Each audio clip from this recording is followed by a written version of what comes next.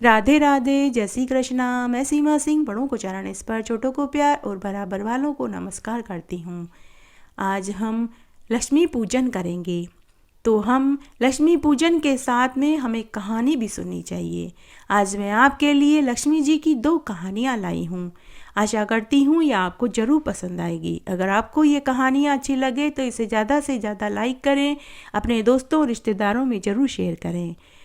और हमेशा की तरह आपसे एक करुण रिक्वेस्ट है कि अगर अभी तक आपने मेरे चैनल को सब्सक्राइब नहीं किया है तो कृपया मेरे चैनल को सब्सक्राइब करें ताकि मेरा आगे आने वाला वीडियो सबसे पहले आपको मिले। धन्यवाद। एक गांव में एक धोबन थी। उसका नाम रानी धोबन था। उसके 2 बेटा बहू थे। रानी धोबन के पति की मृत्यु बहुत पहले ही हो चुकी थी। रानी धोबन का नियम था कि वह हर गुरुवार व अमावस्या को घाट पर कपड़े धोने नहीं जाती थी। उस दिन वो छुट्टी करती थी। दूसरा, वह अपने घर में बहुत साफ सफाई पर ध्यान रखती थी। उसके 4 कमरों का मकान हमेशा चमकता रहता था। रानी धोबन ने कभी घर में जाले नहीं आने दिए। रोज नियम से वह सुबह झाड़ू पोछा करती और शाम होने से पहले दोबारा पूरे घर में झाड़ू लगाती थी और कचरा मुख्य दरवाजे के बाहर लेकर जाती थी और कहती थी, दरिद्रता दरिद्रता मेरे घर से जाओ, सुख समृद्धि मेरे घर में आओ। उसके अड़ोसी पड़ोसी भी सफाई के मामले में रानी धोबन का उदाहरण देते थे कि सफाई हो तो रानी धोबन के घर जैसी हो।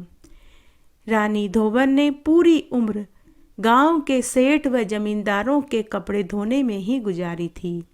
रानी धोबन के घर में किसी चीज की कोई कमी नहीं थी। बेटे बहू भी रानी धोबन के काम में लग गए।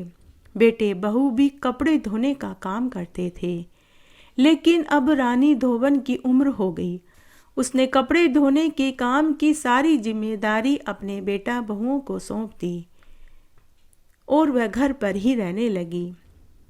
लेकिन घर की साफ सफाई की जिम्मेदारी अभी उसी ने संभाल रखी थी। एक बार की बात है, रानी धोबन बीमार पड़ गई। उसने खाट ही पकड़ ली। 2-4 दिन तक तो बहुओं ने घर की साफ सफाई ठीक ठाक करी, लेकिन जूं-जूं दिन बीतने लगे दोनों बहुओं ने घर की साफ सफाई पर ध्यान देना बंद कर दिया। रानी धोबन बिस्तर पर पड़ी पड़ी घर की हालत पर रोती रहती। एक दिन उसने अपने बेटों से कहा कि बेटों, बहुओं से बोलो कि घर की साफ सफाई पर ध्यान देवे। रोज सुबह झाड़ू पोछा करें और शाम को दोबारा झाड़ू लगावें, नहीं तो घर में दरिद्रता पसर जाएगी, घर में दरिद्रता का वास हो जाएगा। लेकिन दोनों बेटों ने एक कान से सुना और दूसरे कान से निकाल दिया। रानी धोबन बिस्तर पर पड़ी पड़ी बड़बड़ाती रहती कि हे माँ लक्ष्मी, मैंने पूरी उम्र घर में सफाई रखी, रोज सुबह व शाम को झाड़ू लगाई, लेकिन अब मेरी बहुएं नहीं करती हैं। आप मेरा घर छोड़कर मत जाना, मेरे घर में दरिद्रता मत आने देना। तब एक दिन माता लक्ष्मी ने बैकुंठ में बैठे बैठे सोचा कि धोबन की बहुओं को रास्ते पर लाना ही होगा। तब माता लक्ष्मी ने एक बुजुर्ग महिला का वेश बनाया और धोबन की मुंह बोली बहन बनकर उनके घर आई और उनके साथ रहने लगी। माता लक्ष्मी अपने साथ एक लोहे का छोटा सा बक्सा लेकर आई थी। तब दोनों बहुओं ने पूछा कि मौसी जी, आपके बक्से में क्या है? तो माता लक्ष्मी, जो बुजुर्ग महिला के वेश में थी, वो बोली कि अरे बहुओं, मेरे कोई औलाद नहीं हुई, पति पहले ही मर चुका है और यह धन वाला बक्सा है। मैंने सोचा कि मेरी बहन के बेटे भी तो मेरे ही बेटे जैसे हैं, यह धन मैं तुम लोगों को दे दूंगी। ऐसा सुनते ही धोबन की बहुएं बहुत खुश हुई। अब तो दोनों बहुएं सास और सास की मुंह बोली बहन की खूब सेवा करने लगी। जैसा सास और मौसेरी सास बहुओं से कहती, दोनों बेटा बहू वैसे ही करने लगे। दोनों बहुएं प्यार से रहने लगी। सुबह ब्रह्म मुहूर्त में उठती, घर का झाड़ू बुहारा लगाती, चौका बर्तन करती, फिर घाट पर कपड़े धोकर आती और दोबारा शाम को फिर से झाड़ू लगाती। इस तरह कब 1 महीना निकल गया पता ही नहीं चला। फिर एक दिन सास और सास की बहन खूब हंस हंस कर बातें कर रही थी। पूरी रात्रि वो बातें कर रही थी। उस रात्रि बेटा बहुओं ने भी सोचा कि दोनों बुढ़ियाओं को तो नींद ही नहीं आ रही है, कितनी देर हो गई है ये बातें कर ही रही है। इस तरह पूरी रात्रि बीत गई। फिर दूसरे दिन सुबह हमेशा की तरह दोनों बहुएं उठी, घर की झाड़ू बुहारी करी, नहाई धोई और चाय बनाकर जब सास और मौसेरी सास को देने के लिए कमरे में गई तो सास तो सो रही थी, परंतु मौसेरी सास कहीं दिखाई नहीं दी। दोनों बेटा बहुओं ने पूरे घर को तलाश करा, लेकिन मौसी सास उन्हें कहीं दिखाई नहीं दी। तब उन्होंने अपनी माँ को पूछा कि माँ, मौसी जी कहाँ हैं? हमने पूरा घर देख लिया, मौसी जी तो कहीं दिखाई ही नहीं दे रही है। माँ कुछ नहीं बोली। तब बड़े बेटे ने बक्सा खोल करके देखा तो उसमें माता लक्ष्मी की बहुत सुंदर पीतल की प्रतिमा रखी हुई थी, साथ ही उसमें एक चिट्ठी भी थी। तब बड़े बेटे ने चिट्ठी जोर जोर से पढ़कर सबको सुनाई। उसमें लिखा हुआ था कि मेरे बच्चों, मैं तुम्हें सुधारने आई थी। तुमने अपनी माँ का कहना नहीं माना। तुम्हारी माँ ने घर में कभी दरिद्रता नहीं देखी तो वह दुखी हो रही थी कि अगर बहुएं घर का झाड़ू पोछा और शाम की झाड़ू नहीं लगाएंगी तो घर में दरिद्रता का वास हो जाएगा और मैं यानी लक्ष्मी तुम्हारे घर से कहीं चली न जाऊं। इसीलिए मैं तुम्हें शिक्षा देने के लिए आई थी। तुम्हें सबक शायद मिल चुका होगा। अगर तुम इसी तरह से अपनी माँ का कहना मानोगे तो मैं हमेशा तुम्हारे घर में ही निवास करूँगी। तुम अपने घर में इसी तरह से साफ सफाई रखना, जाले मत आने देना, संध्या होने से पहले शाम की झाड़ू लगाना, संध्या के समय दीपक आरती करना।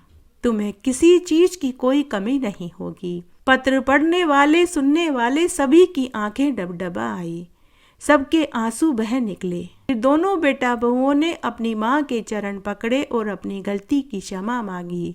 तब उनकी माँ बोली कि बच्चों, मुझे तो पहले दिन से ही मालूम था, क्योंकि मेरे तो कोई बहन ही नहीं थी।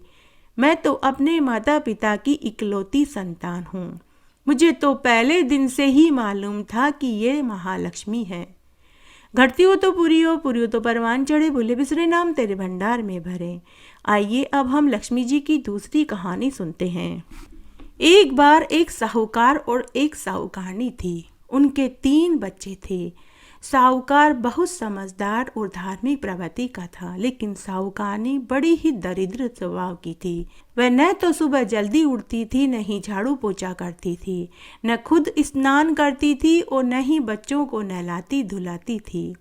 साहूकार ने अपनी पत्नी को बहुत समझाया कि भगवान, सुबह जल्दी उठकर झाड़ू बुहारा लगाया करो, स्नान आदि किया करो, उसके बाद ही चौके में जाया करो, रोज बच्चों को नहलाया धुलाया करो, इन्हें साफ कपड़े पहनाया करो।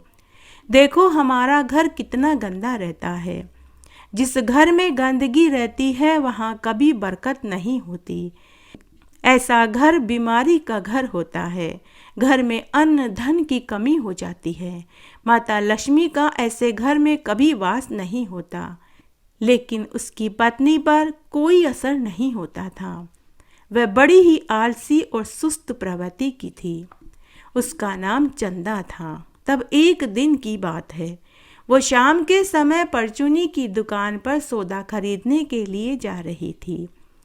उस जमाने में लाइटें नहीं होती थी। गांव में अंधेरे में एक स्थान से दूसरे स्थान पर जाना हो तो लोग लालटेन लेकर ही आया जाया करते थे। तब चंदा भी लालटेन लेकर सौदा खरीदने के लिए जा रही थी। तभी माँ लक्ष्मी ने चंदा को सुधारने का निश्चय किया। चंदा दिल की बुरी नहीं थी, लेकिन सुस्त और आलसी थी। तब माता लक्ष्मी ने एक सुंदर महिला का रूप धरा और उसके पीछे पीछे चलने लगी और बोली कि अरे बहन, तुम कहाँ जा रही हो? जरा मुझे भी लालटेन की रोशनी दिखा दो, मुझे भी गली पार जाना है। तब चंदा बोली कि हाँ हाँ बहन, क्यों नहीं, आओ तुम भी मेरे साथ इस लालटेन की रोशनी में देखते हुए चलो। तब चंदा बोली कि बहन, तुम कौन हो? पहले तुम्हें कभी गांव में नहीं देखा। तब माता लक्ष्मी, जो सुंदर स्त्री के वेश में थी, वह बोली कि मैं शहर से यहाँ आई हूँ, यहाँ गांव में मेरी बहन रहती है। दोनों पूरे रास्ते बातें करते हुए चल रही थी। बातें करते करते ही दोनों में अच्छी दोस्ती हो गई। तब माता लक्ष्मी बोली कि क्या तुम मुझे अपने घर बुलाओगी नहीं? तब चंदा बोली कि बहन, कल सुबह 10 बजे मेरे घर आ जाना, तब तक मेरे पति भी काम पर चले जाएंगे। हम दोनों सहेलियां बैठकर खूब बातें करेंगे। इस तरह दूसरे दिन माता लक्ष्मी चंदा के घर पहुंच गई। घर की दुर्दशा देखकर माता लक्ष्मी चंदा से बोली कि अरे बहन चंदा, तुम घर की साफ सफाई क्यों नहीं करती हो? तुम्हारा घर तो बहुत गंदा है। बच्चे भी गंदे फटे पुराने कपड़े पहने हुए हैं। चौके में टूटे फूटे बर्तन और कप गिलास रखे हुए हैं। तब चंदा बोली कि बहन लक्ष्मी, मुझे साफ सफाई करना अच्छा नहीं लगता। तब माता लक्ष्मी बोली कि इसमें कौन सी बड़ी बात है? तुम एक बार मेरे कहने से घर को साफ तो करो, तुम्हें खुद सब अच्छा लगने लगेगा। तब माता लक्ष्मी बताती गई और चंदा घर का काम करती गई। माता लक्ष्मी ने चंदा से कहा कि बहन, सबसे पहले तुम घर में झाड़ू लगाओ, फिर पोछा लगाओ, फिर रसोई की सफाई करो, चूल्हे को गाय के गोबर और पीली मिट्टी से लीपो, घर में जितने भी टूटे फूटे बर्तन हैं उन्हें हटा दो, अलमारी में से नए बर्तन निकालो, बच्चों को नहलाओ, बच्चों को नए कपड़े पहनाओ, उनके बालों में तेल लगा करके उनके बालों में कंघी करो। इस तरह 4-5 दिन तक माता लक्ष्मी रोज चंदा के घर आती और उससे घर की साफ सफाई बोल बोल कर करवाती। 2-3 हफ्तों में ही चंदा को खुद भी अच्छा लगने लगा। चंदा का पति भी बहुत खुश हुआ। चंदा के पति ने जब घर में साफ सफाई देखी, बच्चों को साफ सुथरा और सुंदर कपड़े पहने हुए देखा, तो उसका पति भी बहुत खुश हुआ। इस तरह कब साल हो गया चंदा को पता ही नहीं चला। घर में साफ सफाई रहने से बरकत हो गई। घर में अन्न धन के भंडार भर गए। पति का प्रमोशन हो गया। चंदा ने भी खूब जेवर गांठे बनवाए, अच्छे अच्छे रेशमी कपड़े सिलवाए और बच्चों के भी अच्छे अच्छे कपड़े सिलवाए। चंदा की देवरानी और जेठानी ने चंदा की तरक्की देखी तो उनसे रहा नहीं गया। वे मन ही मन सोचने लगी कि चंदा इतनी साफ सुथरी कैसे रहने लगी है। घर की आर्थिक परिस्थिति भी इनकी मजबूत हो गई है। तब एक दिन देवरानी जिठानी चंदा के पास आई और पूछने लगी कि अरे चंदा, तू तो बहुत गंदी रहती थी, न कभी नहाती, न झाड़ू पोछा करती थी, न ही बच्चों को नहलाती धुलाती थी। हम सब तुझे कह कह कर थक गए, तूने कभी हमारा कहना नहीं माना। अब तू इतनी कैसे बदल गई? तेरे घर में तो रुपयों पैसों की बाढ़ आ गई। तब चंदा बोली कि मेरी एक सहेली है, उसका नाम लक्ष्मी है। वह रोज आती है और मुझसे घर की साफ सफाई करवाती है। उसी ने मुझे यह सब सिखाया। तब देवरानी जिठानी बोली कि ऐसी कैसी सहेली है जो आती है और चली जाती है? किसी दिन तो उसे अपने घर पर रोक, हम भी उससे मिलेंगे। दूसरे दिन जब माता लक्ष्मी आई तब चंदा ने उन्हें जाने नहीं दिया और बोली कि बहन, मेरी देवरानी जिठानी मुझे रोज ताना देती है कि तेरी सहेली रुकती क्यों नहीं है। चंदा माता लक्ष्मी से बोली कि बहन, आज तो मैं तुम्हें जाने नहीं दूंगी। बहन, तुम इस चौकी पर बैठ जाओ। तब माता लक्ष्मी बोली कि बहन, मैं तो राजा महाराजा के घर भी नहीं बैठती, तेरे घर कैसे बैठूंगी? लेकिन चंदा ने हाथ पकड़कर माता लक्ष्मी को चौकी पर बैठा दिया। तभी माता लक्ष्मी ने चंदा को साक्षात दर्शन दिए। चंदा माता लक्ष्मी को सामने देखकर आश्चर्य में पड़ गई और उसने माता लक्ष्मी के चरण पकड़ लिए। उस दिन से माता लक्ष्मी साहूकार के घर रहने लगी और उनके घर में अन्न धन के भंडार भर गए और चंदा साहूकारनी के ठाट बाट हो गए। उसके बाद से चंदा अब रोज सुबह ब्रह्म मुहूर्त में उठती, झाड़ू पोछा स्नान आदि करने के बाद ही चौके में जाती, भोग बनाती और माता लक्ष्मी को भोग खिलाती। घटती हो तो पूरी हो तो परवान चढ़े, बोले बिसरे नाम तेरे भंडार में भरे। इस तरह आज मैंने आपको दीपावली पर सुनी जाने वाली लक्ष्मी जी की 2 कहानियाँ सुनाई। आशा करती हूँ यह आपको जरूर पसंद आएगी। मेरे साथ बने रहने के लिए आपका धन्यवाद। आगे की कथा कहानी के लिए भी आप इसी तरह मेरे साथ बने रहें। धन्यवाद।